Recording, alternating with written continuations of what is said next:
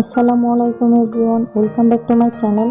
আমি লিলি আর লিলিস ফ্যামিলিতে আপনাদের সবাইকে ওয়েলকাম জানাচ্ছি আরেকটা ব্লগ ভিডিও নিয়ে। আশা করি কাছে বা দূরে, দেশে বা দেশের বাহিরে যে যেখানে বসে আমার ভিডিওটি দেখছেন বা শুনছেন, সবাই আল্লাহর অশেষ রহমতে ভালো আছেন, সুস্থ আছেন। শুকর আলহামদুলিল্লাহ, আমিও আমার পরিবারের সবাই আল্লাহর অশেষ রহমতে এবং আপনাদের দোয়া ও ভালোবাসায় ভালো আছি, সুস্থ আছি।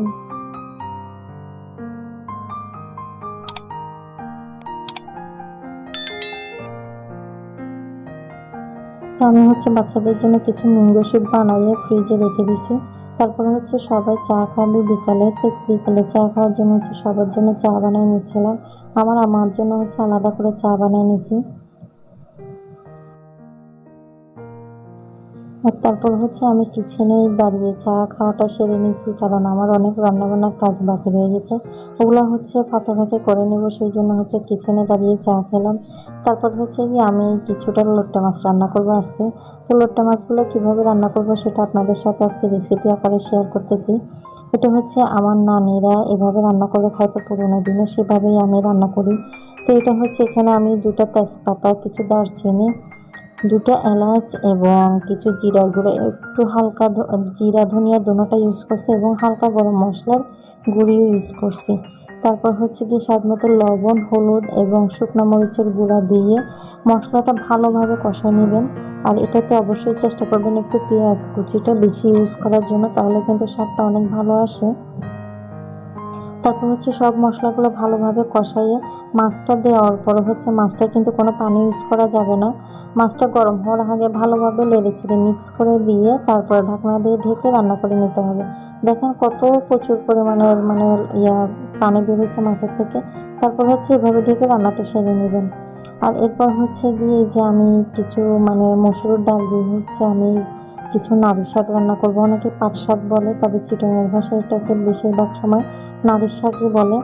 তো সেই জন্য আমি নারী শাক বললাম, যারা পাট শাক বলেন তাদের জন্য পাট শাক। তো যাই হোক, এগুলো আমি মসুর ডাল দিয়ে রান্না করবো। সেই জন্য আমি কিছু ডাল আগে তেলে পেঁয়াজ রসুনের সাথে ভেজে তারপর গিয়ে মশলা দিয়ে কষাই নিয়ে কিছুটা পানি দিয়ে, পানিটা হালকা যখন গরম হয়ে আসবে তখন শাকগুলা দিয়ে তারপরে রান্নাটা সেরে নেবে। তো যে পানিগুলো গরম হয়ে আসছে যখন, তখন আমি শাকগুলা দিয়ে দিচ্ছি।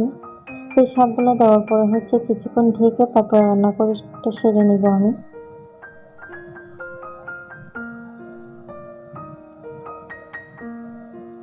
এদিকে আমি ভাতটাও বসাই দিচ্ছি। এগুলো সম্পূর্ণ ভিডিওটা করছি বিকালে।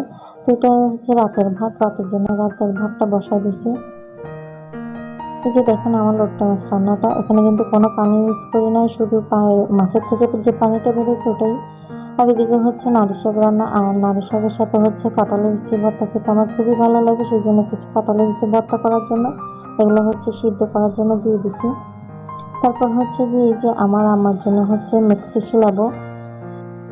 তো আমার আম্মার মিক্সি কাপড়টা কাটার পরে কিছুটা কাপড় রয়ে গেছে, ওগুলো দিয়ে আমার মেয়ের জন্য একটা ফ্রক শিলাবো।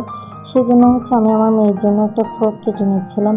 আমার প্রিয় আপুরা ভাইয়েরা এবং ছোট বড় সবাইকে রিকোয়েস্ট করব, যারা নতুন বা পুরাতন আছেন আমার চ্যানেলে, সবাইকে রিকোয়েস্ট করব যে আমার ভিডিওটার কোনো একটা পার্ট যদি আপনাদের কাছে ভালো লাগে থাকে, তাহলে প্লিজ ভিডিও থেকে বের হওয়ার আগে আপনারা আমার ছোট্ট করে একটা লাইক দিয়ে যাবেন। আর যারা এই ধরনের ভিডিও আরও দেখতে চান তারা আমার চ্যানেলটা সাবস্ক্রাইব করে নেবেন। যারা অলরেডি এই কাজটা করে দিয়েছেন সবাইকে আন্তরিকভাবে অনেক অনেক ধন্যবাদ জানাই।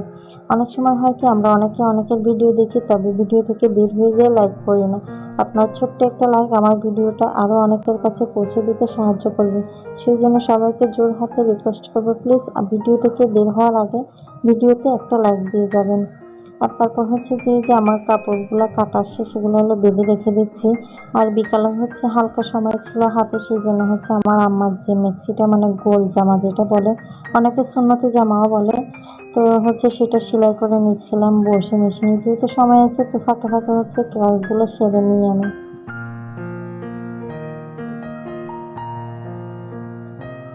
আর মেয়ের জামাটা এখন সেলাবো না, যখন আবার সময় পাবো তখন মেয়েটা সেলাই করে নেবো। যেহেতু ঘরে মেশিন আছে সেহেতু আমার সেলাইয়ের জন্য টেনশন নাই। যে কোনো সময় সেলাই করে নিতে পারবো। তো আজকের ভিডিও থেকে এখানেই বিদায় নেবো। আসসালামু আলাইকুম, আল্লাহ হাফেজ।